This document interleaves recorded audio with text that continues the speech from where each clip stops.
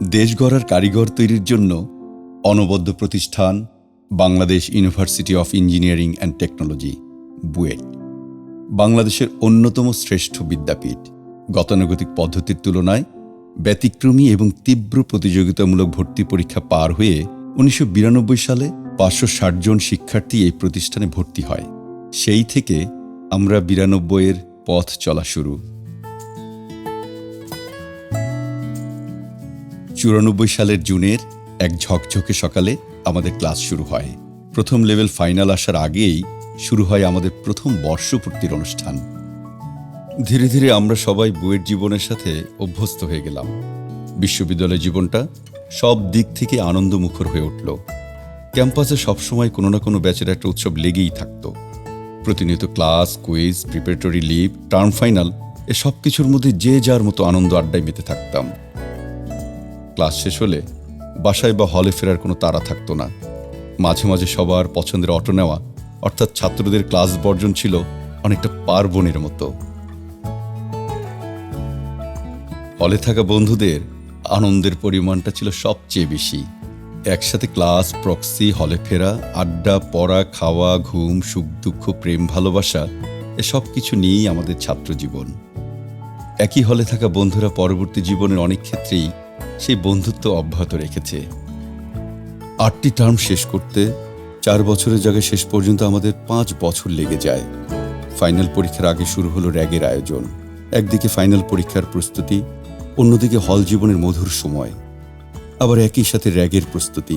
এসব নিয়ে শেষ মাসটি ছিল অশেষ ব্যস্ততার একটি মাস।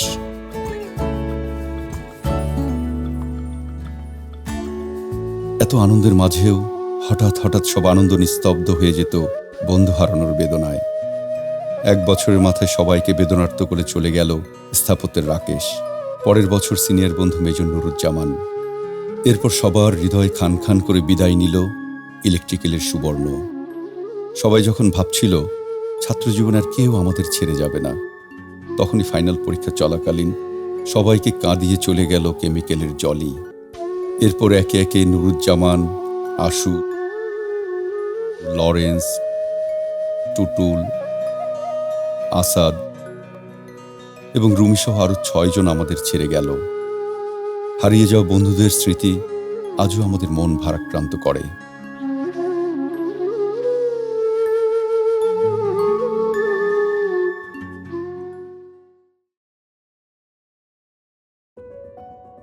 বুয়েট জীবনের চাঞ্চল্যকর ঘটনা ছিল বন্ধুদের বিয়ে। 2য় বছরেই হুট করে বিয়ে করে ফেলল ঝন্টু। তা দেখে মোমেনেরও আর তর সইল না। পরের বছরে সেও বসল বিয়ের পিঁড়িতে।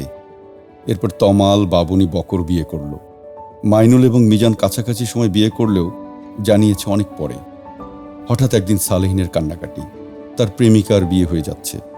তারপর বন্ধুদের আয়োজন ওদের বিয়ে, তাও আবার বুয়েটেরই দোতলার মিনি অডিটোরিয়ামে। বুয়েট জীবনে আমরা 92-এর গোটা বিশেক প্রেমিক যুগল ছিল, যাদের বেশিরভাগই প্রেমের সফল পরিণতি পেয়েছে। 99 সালে টার্ম ফাইনালের পর আমাদের বুয়েট জীবনের আনন্দঘন মুহূর্তগুলোর সমাপ্তি ঘটে। কয়েকজন উচ্চশিক্ষায় বিদেশে পাড়ি জমায়, সশস্ত্র বাহিনীর বন্ধুরা ফিরে যায় তাদের কর্মস্থলে। কেউ কেউ ব্যবসা শুরু করে, বাকিরা চাকুরিতে যোগ দেয় এবং সবার জীবনেই স্থিতি চলে আসে। নতুন জীবনের ব্যস্ততার কারণে পরবর্তী কয়েক বছরে নিয়মিত না হলেও যোগাযোগ সবসময় ছিল। বিদেশে থাকা বন্ধুদের মধ্যে ইমেইলে বা ইয়াহু মেসেঞ্জারে যোগাযোগ হতো। ফোনালাপ বা ছোট ছোট গ্রুপে হলভিত্তিক আড্ডাও চলছিল।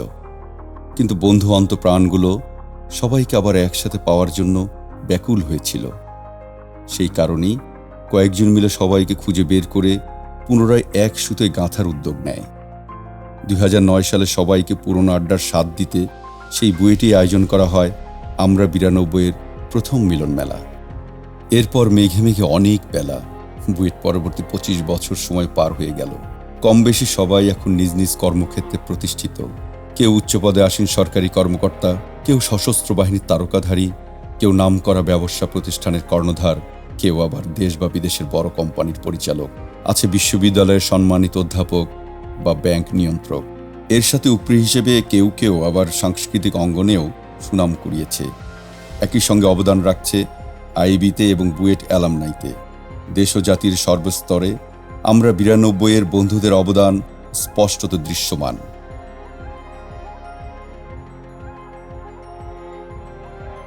সময় গড়াচ্ছে, সেই সাথে পাল্লা দিয়ে বাড়ছে আমাদের ব্যস্ততা, কিন্তু থেমে নেই উদ্যম। যোগ হচ্ছে নতুন নতুন উদ্যোগ। সমাজের অসহায় সম্বলহীন জনপদের কল্যাণের উদ্দেশ্যে নর্থ আমেরিকা এবং ঢাকায় গঠিত হয়েছে আমরা ৯২ ফাউন্ডেশন।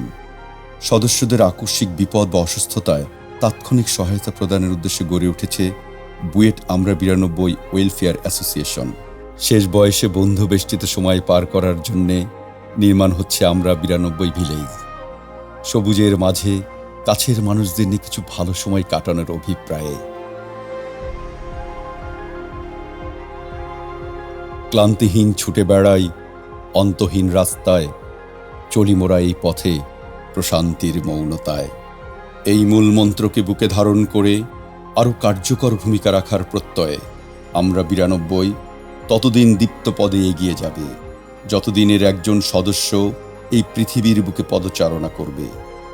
যখন কেউ থাকবে না, তখন না হয় সবাই যাব রূপকথার রাজ্যে।